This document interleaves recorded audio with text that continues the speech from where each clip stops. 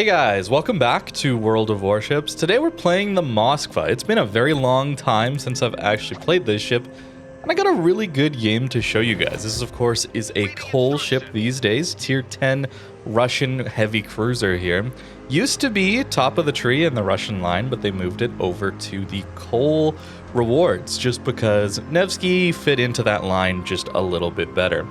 Moskva still is a great ship though, but before we really talk about the Moskva, we gotta talk about this situation in the in-game chat. I appreciate saying hi to you guys. I appreciate meeting you guys in-game. I think it's really cool. However, when you get into my game and you're playing a carrier and you say, everyone shoot him, and then you proceed to, well, maybe just focus one guy with your carrier, I'm not a huge fan of that, as you might imagine, so please don't. That's probably only going to welcome that to happen to me more, just even bringing attention to this, but this is still a really, really good Moskva game, so had to get that out of the way to start with, just so that you know why we're getting focused as a Moskva here by the enemy carrier. But we are going to get an AA defense expert in Moskva as well, so that is a benefit here of being 2 tiers higher than the enemy that really wants to focus you down in the carrier. Unfortunately, against tier 10 and super carriers, you would just die instantly. Moskva is a pretty strong ship though, as far as its radar and decent armor goes too. So we're going to play relatively aggressively here in this game, trying to make the most out of our ships here. I am playing with a friend of mine, Seth. Links will be in the description below for his Twitch. He'll stream sometimes. If you want to, go check him out there. I think it would be really nice if Wargaming would include something like an anonymizer like they have in World of Tanks. If I could plead for a few things to our Wargaming overlords, that would be one of them. Remove carriers, remove subs, add an anonymizer. Those 3 things would make my life so much nicer in this game. 2 of those things, of course, affect more people than the last one, of course. An anonymizer, not a high priority because there's so few of us that would actually benefit from it, just because people just are playing the game normally. As a CC though, we do tend to get recognized, which again, I do appreciate. It's fun to say hi to you guys and see you guys in game. It's really cool. But when you get focused down every other game, it makes it a little tougher. Minotaur, though, caught out in the open. Moskva having some pretty good armor piercing. Back in the day, this used to be just unbelievable AP. Nowadays, it's just good AP, I would say. It doesn't have any improved pen angles like the Petro might have. Our armor is also not as good as Petro. We sit much higher in the water compared to a Petro, so don't think of this like a coal version of Petro. This is much more of a longer range focused Petro, I guess, if you want to compare it to that ship. It's got much better dispersion at range, but the armor can be a little rough. Somehow that Yemi got, I don't know if that was a sit or not, but that is a humongous salvo to hit a Moskva with at these angles, especially at these ranges. You do have an icebreaker, which is really nice. That didn't happen to be with the Moskva back in the day, so that was a nice buff. It allows you to play more bow in like this and not just get full overmatched through your bow all the time for citadels. You can still take full pens though, as we can see. But playing up like this isn't really going to be all that possible if you don't have a teammate with you or a div mate. So that's where we're making this work. Normally I'm going to play Moskva much farther back, so don't really think of this like a position you can take on your own, I would say. It's certainly something you do want to have some support with. But it is going to apply a lot of pressure to the enemy team. Their destroyers can't really get into range with us, having 12-kilometer radars here, which is quite nice. And hopefully, we're going to also be able to apply some damage. The high explosive is actually really good on this ship as well. It's got pretty good alpha damage and fire chance, and most importantly, it's just really easy to aim. It's easy to hit targets at longer ranges. Even though our dispersion's kind of trolling us here, we are using the legendary upgrade, so that's going to give us even better dispersion. Still trolls every once in a while, but you can tell from these salvos, most of the time, we are getting some pretty nice dispersion. Up to 65,000 damage already, and 1 million potential damage in this one too. So we are going to get a lot of potential damage. We're no longer really the battleship replacement like Moskva used to be, especially without fire prevention. These battle cruisers or large cruisers would really love to have fire prevention still. I know I haven't been really using them on my battleships recently, the fire prevention, but for a lot of these larger cruisers where you do want to play bow in on an island like this, you're very liable to get just HE spammed to death, and it really is a pretty massive change that they made a few years ago now, that they actually removed fire prevention from the cruiser commanders, which is made it a little rougher to play Moskva, but especially things like a Stalingrad even, where you take even longer fire duration. Speaking of Stalingrad though, I know they're not for the same resources, but they are both premium Russian heavy cruisers at high tier. I think Stalingrad is probably just better than Moskva. Sure, HE spamming is a little easier in Moskva, but Stalingrad you get that nice armor piercing with improved pen angles, and it still retains a lot of that cruiser dispersion. So I think it's probably going to be a better ship. It is only available for steel though, much harder to get. But in a situation like this, I would like to have that improved pen angle AP that's going to slap a little bit more. I probably should have just had HE loaded in the Moskva here, but fortunately we do not get rammed in this one, very, very luckily. But the HE targeting his upper bow probably would have been the ideal way to play that against the Schlieffen. But we don't die. We have taken 1.7 million potential damage already, and in today's game, that's a lot. Certainly a lot of battleships I play would be dying already. I'm playing a little bit more passive these days, of course, in my battleships, and tanking for extended periods of time isn't as easy as it used to be. So for a Moskva to get up this high is pretty encouraging. We also have 40,000 spotting damage, so we are getting some teammates helping us out here a lot. And I'm going to push forward again. My div mate here, Sep, is getting a little bit low on his Moskva. So I'm going to try and take some attention away from this, from the Yamato here. And also pushing up to try and just get a little bit more damage. Because this game is quite close. We still are ahead on caps, but I do want to help my team finish off some of these guys on the AB side before they can really regroup on their C flank here. So Jinan is going to angle to us, unfortunately. Our AP is a little tricky to use against a ship like that. He has to be very, very broadside. And even then, it's potential we just get overpens. But pushing into the carrier probably isn't the best idea as well. So maybe I could have played this a little bit better to deal with the carrier, but he's pretty close to us now. So it's possible we can actually catch up to him and take him out, which would be very, very nice. I should probably talk about the Hydro pick over defensive fire. Here I am complaining about getting focused up by a carrier this match, and I'm not even taking defensive fire to deal with that. Most of you probably know this, but defensive fire doesn't really do much in this game right now. It's one of the things that I'm hoping they're going to change when it comes to the carrier rework that they've talked about recently. But Hydro is just a better pick. It also kind of struggles to counter submarines, but at least it does a little bit more against submarines than defensive fire does against carriers, as well as Hydro's just useful against a lot of the ships in this game. Jinan, for example, has some pretty scary torpedoes, so having our Hydro up here allows us to dodge them just a little bit easier. By the way, there is the carrier. We have finally found him. And I'm going to try and take him out, although he's angled, so that's going to make things a little bit tricky. We're going to have to shoot him with a lot of high explosive. And once he's saturated, the HE might not do quite as much damage as we'd like. Sep unfortunately goes down to those Jinan torps. Very scary to push into a Jinan.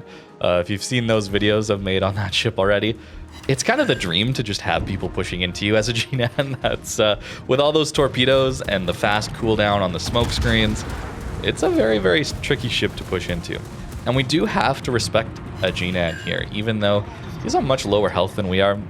His DPM is much, much higher, and you're going to see that the HE just doesn't do all that much damage for us, even when we do get a bunch of hits. 6 hits, 3,000 damage. That's not great, if we're being honest. As well as his fire chance is just going to be a lot better than ours. Even though we do have a high fire chance, sometimes you can just get unlucky, whereas the more DPM you have, the more shell hits you're going to get, the more consistent that fire chance is going to look, where Moskva's just got a longer reload. And I do want to kill this Jinan before we deal with the Enterprise here, the enemy carrier, just because I don't think I would actually be able to kill the carrier before the Jinan would take us out here. You can see how low we're actually getting. using our last heal here. Finally, we get a decent salvo plus a fire, so that's going to force him to turn away a little bit more and maybe actually even smoke up. 2.3 million potential damage at this point. We actually haven't done like a ton of damage in this game, but it's nice to see a Moskva just be able to survive a lot of incoming fire these days. That typically doesn't happen. They typically just explode or get burnt down very, very quickly. At least when I've been fighting against them. Like I said, I haven't actually played this ship a ton recently. This is like the first game I've played it in months. And I'm pretty happy with the results, to be honest with you. So it's not a bad ship to pick up, or Cole, but there's probably better ones. Things like Napoli, for example, if you're looking for a cruiser, a higher tier cruiser for Cole. The blind shot does take him out. We would have been in some trouble if that blind shot didn't take him out, actually, just because he was out of our radar range. We wouldn't have actually been able to spot him all that easily. And now we get some alone time, finally, with this carrier that wanted to focus on us all match. So we are going to just maneuver as much as we can to deal with his planes, but at least we are in range to deal some damage back to him. There's that AA defense expert. Feels kind of weird to get that these days, but we'll take it. 74,000 damage now to planes in this one. So we're getting a lot of just assisting damage, I guess, or team assistance here, where we're doing a lot of plane damage. We've done a lot of spotting damage in this one, surprisingly. A radar cruiser can do a pretty decent job of that, especially for a game with carriers in it, as well as a few DDs and a sub. It kind of surprises me, actually, how much spotting damage we did manage to get in this one, as well as hopefully getting ourselves up to 3 kills if we can take out this carrier. But be sure to let me know what you think in the comments below of the Moskva. I'm sure there's people interested in possibly picking this ship up for Cole. Personally, not as high on my recommendations, just because it was available as a tech tree ship previously. And a lot of those tech tree ships are still just very, very good. Petro, Nevsky are both very, very strong and do a lot of what Moskva is trying to do. If you're wanting to do more AP Moskva, Petro is just going to be there for you, tanking all that stuff. It just kind of does it a little bit better. And if you want to do the longer range HE spam and have more DPM to deal with DDs and that with your radar, Nevsky probably does that better as well. There we go. We do manage to take the Enterprise out. Feels good. And that's an A defense expert in a Moskva, as well as 2.5 million potential damage. Pretty solid match out of a Moskva, even in spite of how it started. It's a little worried, but we managed to pull through, fortunately. Plenty of credits and XP from this one, too. Nearly, what is that? 2.7k base XP, nearly 2.8k base XP. That's a pretty good reward. It certainly feels like they are rewarding things like spotting damage a little bit more these days when it comes to the base XP, which is nice to see, because that is a very important part of the game that in the past hasn't really gone rewarded. As far as the build here on the Moskva, this is what I have been running. We can typically make decent use out of top grade gunner here, just because our concealment's so bad, even with the full build. And I am trying to tank as much as I can, or trying to get as much HP as I can. Without survivability expert extra heals, we might not have survived in the late game there. Consumables enhancements, just giving us longer duration radars, is awesome.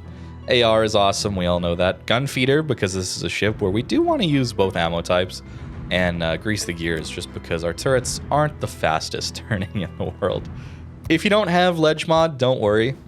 You can definitely run something like reload, or even range if you're feeling like you can't get into range of things these days, but reload's probably going to serve you a little bit better. Legendary upgrade really just kind of is the best of both worlds, I guess. You're going to get more range a little bit, just out to 21, which is nice. And even though you don't get reload, you're getting better shell dispersion. So every reload you have is more valuable, I guess, in a sense. So that's pretty nice to see here. And then, of course, aiming systems just want more accuracy out of a ship like this. Propulsion mod, if you're going to be playing a little more stationary on islands, to propulsion mod dodge things a little bit more. Just maneuvering is much, much easier with prop mod here. As for higher tier Cole cruisers, I do think Napoli is going to be the strongest one here, just because this ship is way tankier than a Moskva, and it can just full send it in. The playstyle is unique for Napoli, as well as just being a very, very strong ship. Moskva is a pretty strong ship as well, but I do think the playstyle can be replicated with Petro or Nevsky, depending on what you're looking for. So a little bit less unique, also still quite expensive. So if you are looking at all of these higher tier cruisers, wondering which ones to go for, Napoli, much better, much more unique. If you don't want to be as aggressive, maybe you want a little more DPM, things like Brisbane. Salem even is a little more unique than Des Moines, for example. Just adding that super heal is quite interesting, but typically these two can be added, or at least a similar playstyle obtained for free just by grinding up some of the tech trees. And there's plenty of other coal ships that are actual powerhouses at the higher tier. So if you're looking for just really strong ships, Marceau, Sherman, very, very powerful, both available for coal. And even though we did tank quite a bit in this game and managed to shoot some planes down, against higher tier stuff, it is quite difficult with the AA. And our armor did okay there, but you saw how this is a weakness. That Yamato hit us pretty hard from pretty long range. That can happen. As well as this ship just being an older ship, so it's actually got a citadel.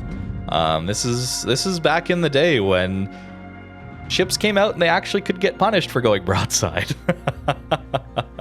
This is a very odd sight these days, I would say. So keep that in mind if you're looking at the Moskva here.